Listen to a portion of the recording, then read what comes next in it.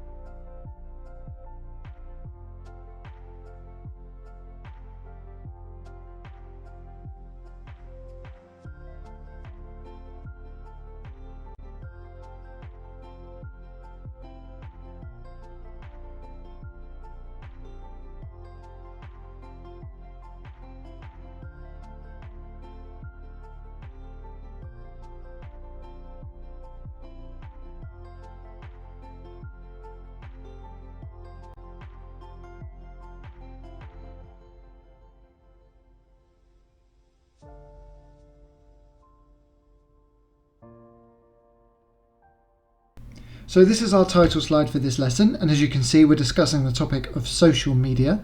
Down in the bottom left corner, as always, you can see our topic number and lesson number. This is still topic number 1, an introduction to the media, and this is lesson number 11. Our objective today is to consider the deeper impact of e-media and digital technology on the contemporary media landscape, contemporary being relevant to the last 5 years. So we have a basic, moderate and advanced success criteria here, explore the idea of user-generated content, learn about participatory culture and fandoms, and then consider the impact of social networks and social media and influencers on the modern media. User-generated content, as the name would imply, is any media product produced by or influenced by the audience. So here we have 2 examples of user-generated content-based media products and platforms. Which do you think is the largest in terms of content, YouTube or Wikipedia? Well, you'd be right if you said YouTube.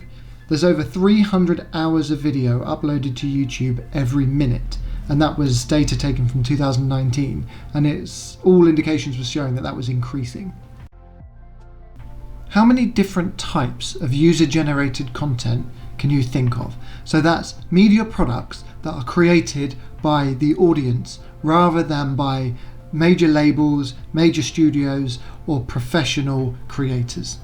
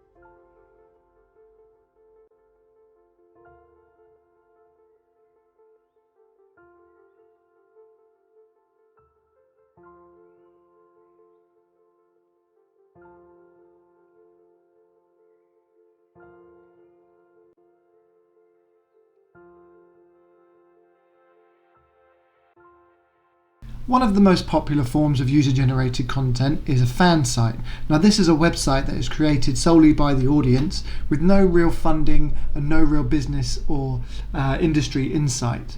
They're generally less professional looking, but they're often still very popular with fans. They can be more personal, they allow you to be part of a community. They do tend to have low production value as they don't really have a lot of money. They can also be self-funded through advertisements.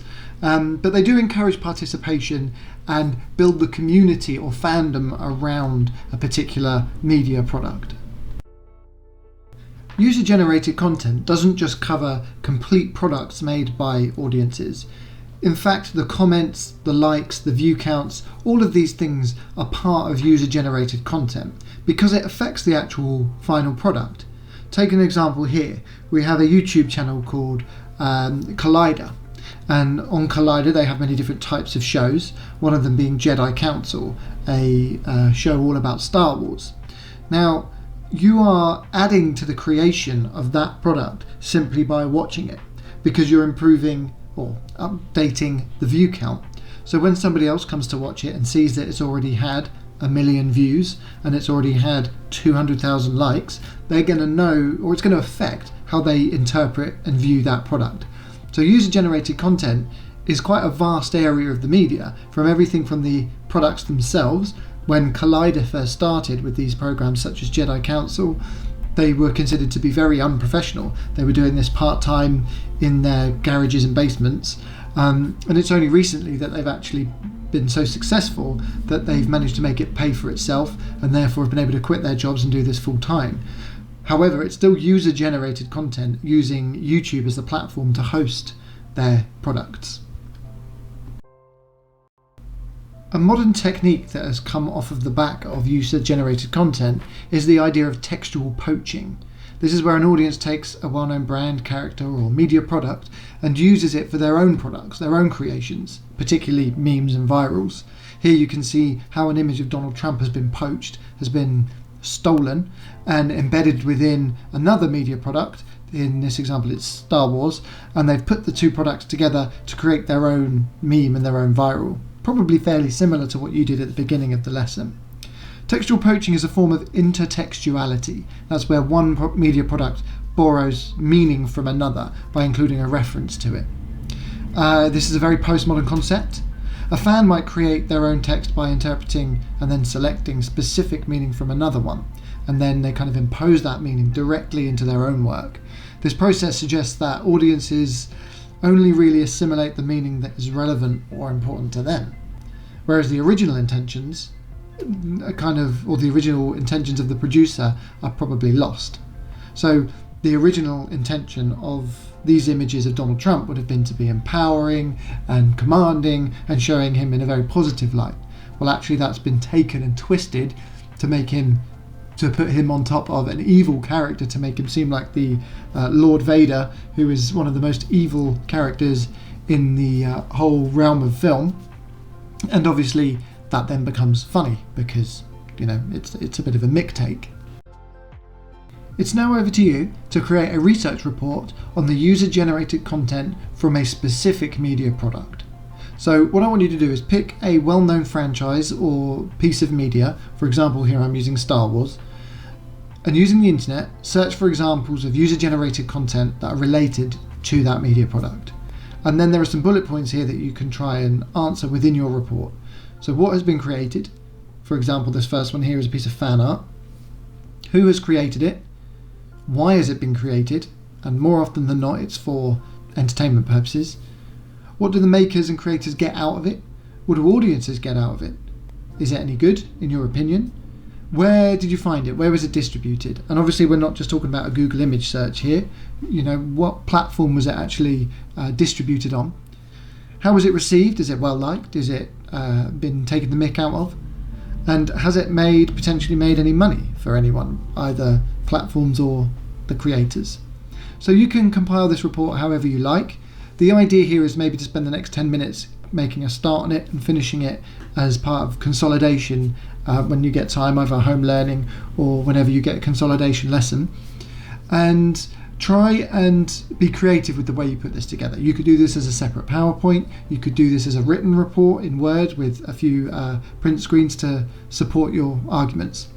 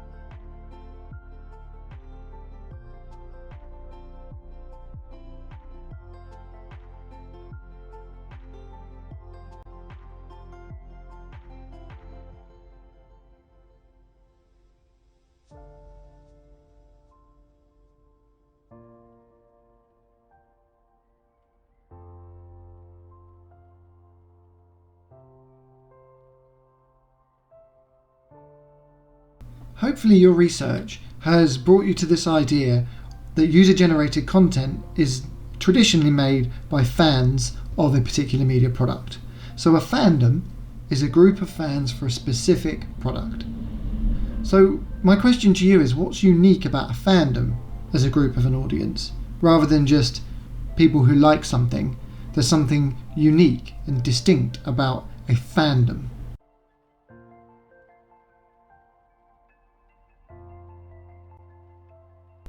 Media theorist Henry Jenkins has done a lot of work on participatory culture and the idea of user-generated content, particularly focusing on the role of the audience within the creation of modern media.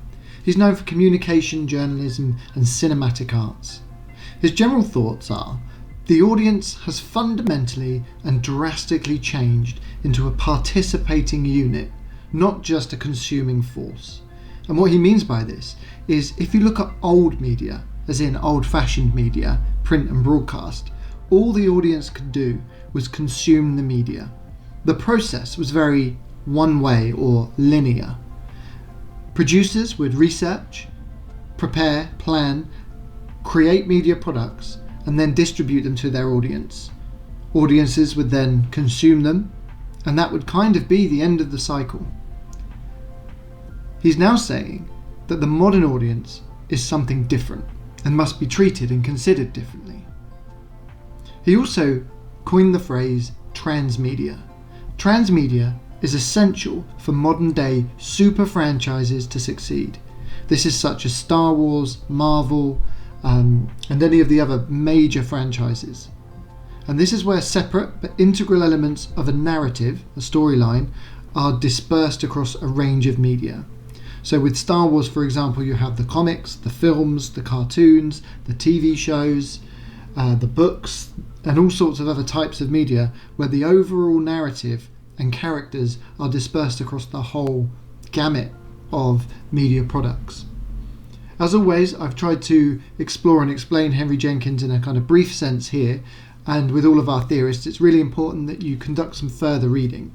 His work on participatory culture in a networked era, a conversation on youth, learning, commerce and politics, would be a fantastic way to start, especially if you're watching this as an A-level student.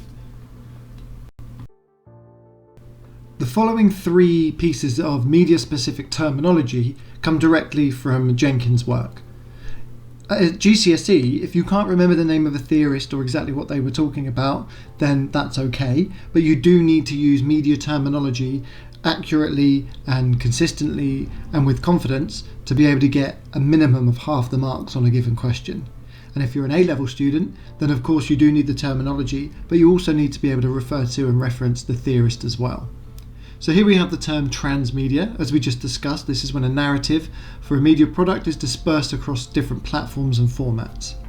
But you also have this idea of participatory culture, the idea that the media has changed from a realm of just observation and consumption to one where people need to participate or want to participate with the products. And this has led us to a new term called the prosumer. This is combining the words consumer and producer, prosumer, and this is the name given to the audience that produces as well as consumes the media. Super franchises like Harry Potter have created their own universe for audiences to explore and add to. Along with the films, there are computer games, comics, websites, vlogs, all sorts of other user-generated content that help to tell the story. And this expansive way of telling multiple stories can be hugely profitable, as it lends itself to the real passionate fandoms. Jenkins actually believes that the entire foundation of the media has started to change. Media products are now validated by their ability to allow audiences to participate in some way.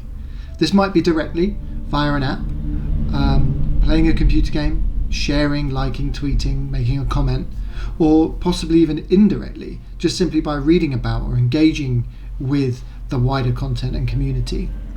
Audiences are no longer content just to consume the media. They must have the option to take an active role in the production of it as well, if the product is to be successful in terms of new media. Specifically, Jenkins' work on participatory cultures, he explores how creating a culture of participation for a media product is key to its success. And he basically comes up with a range of rules or conventions that a participatory culture must follow to be successful. So they must be easy to have artistic expression and to be engaged with. They must also show strong support for creating and sharing these creations, a community of fans or a fandom. There must be some kind of informal mentorship, so where the most experienced kind of pass their knowledge on to newcomers or novices, and this usually takes the form of a forum or some kind of web-based chat. It must also allow members to believe that their contributions matter, that anybody who contributes is actually having some kind of validation, and not force every member to contribute.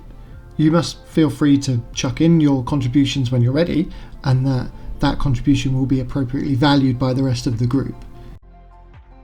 Take a few minutes now to consider why audiences might be interested in being part of a fandom. Well, obviously there's a further engagement with the media products that they love. Being part of this community can help provide a sense of importance and provide some kind of identity within a group of people. Obviously it's entertaining, but the idea of fantasy and escapism into this universe or world that's created can be very important to some people, and also offers an avenue of creative and artistic expression. Whenever we talk about why audiences might be interested or what audiences might gain from the media, you want to refer back to our previous work on uses and gratifications. This brings us to the idea of the lesson titled Social Media. All of these media products, especially user-generated content, is largely about socializing or working with other people. If you were the last person alive on the planet, then none of this would be important. This is all about society and social groups, and there's no bigger form of social media than a social network. Now, although this is a relatively new and modern example of the media, it's so important to people's lives and is fast becoming the main source of media for the majority of the audience. Facebook really started this off in a big way back in 2004, 2005, but there were social networks around before that, namely MySpace, which was a music-based social network. So, how many different social networks do you know, and what makes each one of them unique? Spend about 10 minutes on this, trying to come up with as many different social networks, who they're aimed at, what's unique about them, their unique selling point, and how many users do they have, and what's their company value. You can find all of this information online.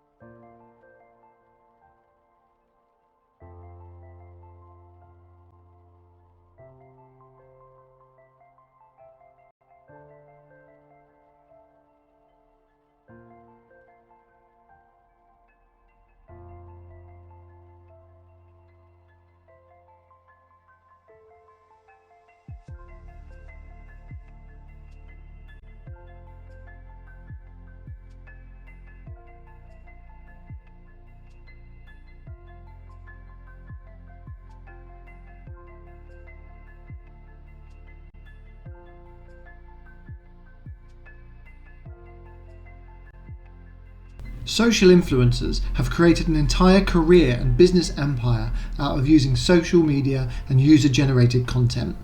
Take Zoella, for example.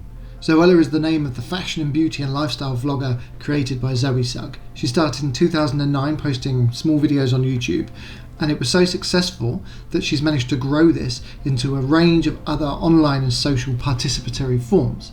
She's one of these new generation of online vloggers, and her success has enabled her to branch into a range of other forms of media and especially merchandising.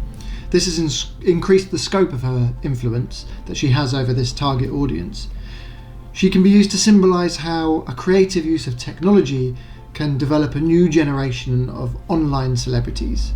She's a good case study in how celebrities can participate in an online dialogue with their audiences. So again, creating this participatory culture, this area of media where audiences interact with the products and the people that create them, rather than the old-fashioned model of just a media product is made and the audience consume it. There's also a crossover between old media and new media. So when we say old media, hopefully you remember from our previous learning that old media is old-fashioned. So it's all of the media that is kind of one way, that doesn't offer any kind of interaction. So we're talking about print and broadcast media formats. So a newspaper, a magazine, a film poster, a TV show, a film. These things are one way. They're created by a producer, distributed, and then consumed by the audience. Very traditional. Whereas e-media or new media is interactive and allows audiences to participate with them. So where do those things cross over? Because we still have television, we still have print media and broadcast media, but there's this idea of convergence, which again is the idea of technology, formats and types of media combining. So there is some kind of crossover where all of these things fit together. Influencers are generally separate from traditional media, but some forward-thinking companies have absolutely taken notice. So they realise that if they advertise their products through Zoella or through Mr. Beast, then they can reach the audience of teenagers or younger audiences or tech-savvy audiences. And these are audiences that traditional media doesn't speak to anymore. These are audiences that don't watch TV or read magazines. So Superdrug, for example, the UK chain of, let's say, beauty products, and it's almost like a chemist, they've got so involved with Zoella that they see the audience she has and they want that. They want to target that audience. So we're actually seeing Zoella becoming more convergent, because not only are these companies such as Superdrug going to Zoella and saying, look, we want to advertise on your platforms, in turn that's bringing Zoella into more of a traditional media landscape. So you can see here that this is Zoella's followers in terms of their growth, like how many followers she's gaining. And there was a huge peak when she featured in a Daily Mail article. People have seen the Daily Mail, a traditional form of media, and then gone online and added or followed Zoella. Again, when she appeared on television on Loose Women, there was a spike, and then again on another TV programme this morning. So there is a clear correlation between old media and new media that still exists, and it'd be interesting to consider why that is. And of course we could be talking about things like the middle-aged audience, possibly even younger, the 30 pluses, even the 25 pluses. They grew up with old media. They grew up with print and broadcast, so they're still big users of print and broadcast.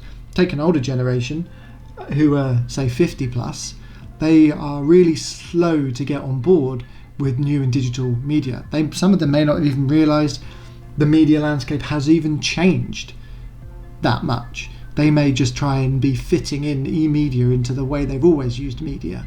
So whilst we still have those disparate and different audiences, it's important that advertisers try and make use of all types of media that are available to them. So well done for getting to the end of this lesson. Here we have our final learning check. So it's up to you now to have a look and assess what you've learnt in this lesson. Can you summarise the lesson? Give yourself a rating on the following bullet points. Don't forget about the key questions. And ultimately, what question would give us this answer? Fandom.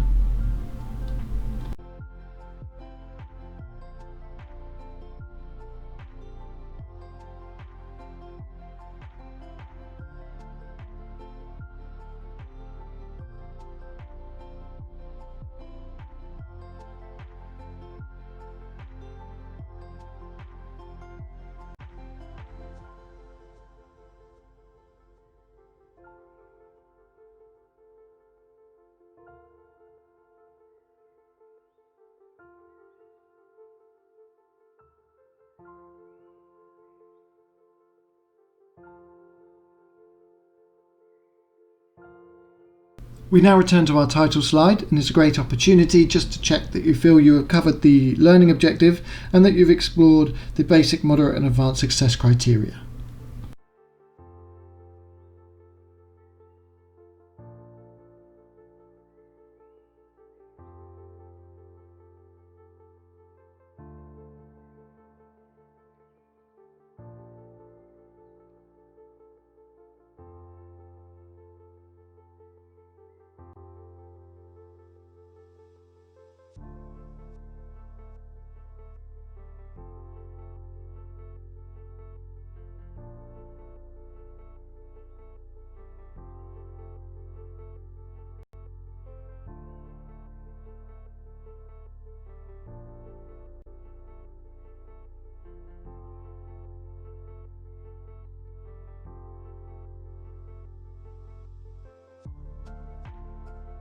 Here we have the specific media terminology that was used within this lesson.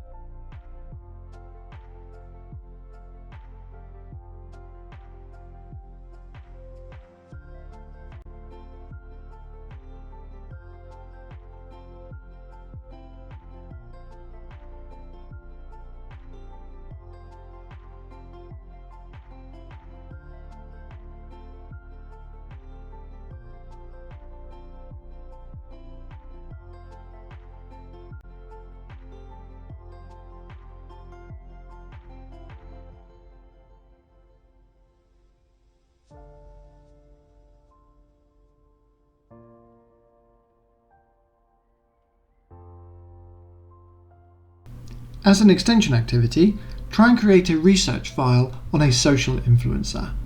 So pick someone who is considered to be a social influencer and make a report which includes the following things: examples of their online contributions, basic information about them, the number of subscribers and views they have on various platforms, the products they endorse or promote, who you think their target audience would be, any links to traditional, old media and modern media, Convergence, and any other relevant information that you can.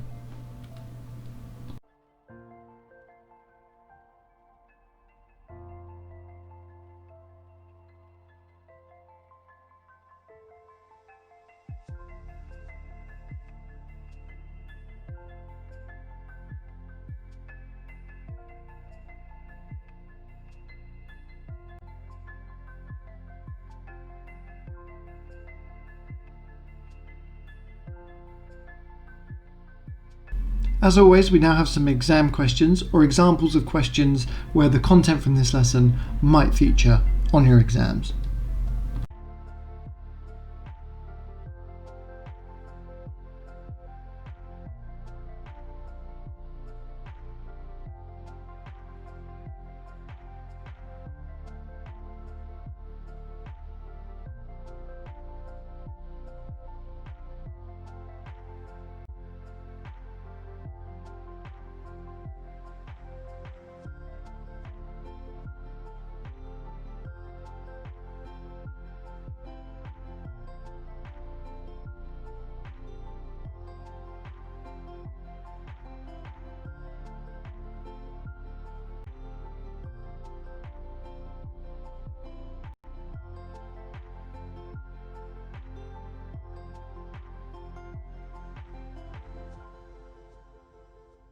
Congratulations on making it all the way through to the end of the lesson, and I look forward to speaking to you at the next one.